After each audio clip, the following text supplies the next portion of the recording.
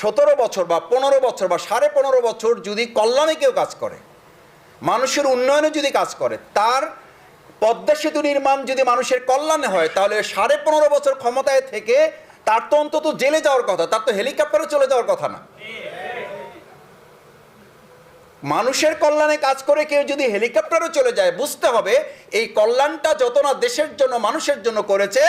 তার পরিবর্তে সে তার এবং নিজের দলের কিছু করেছে, বাকিটা কোনো একটা আধিপত্যবাদের শক্তির কল্যাণে কাজ করার কারণে সেই দেশেই তাকে চলে যেতে হয়েছে।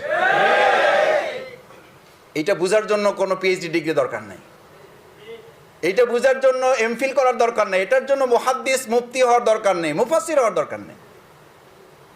এটার জন্য এই বিরাট বিরাট সেমিনার, সিম্পোজিয়াম, আলোচনা সভা, প্রীতি সমাবেশের দরকার নেই। সে কারণে আল্লাহ তাআলা ঘোষণা হচ্ছে ওয়াফআলুল খায়র,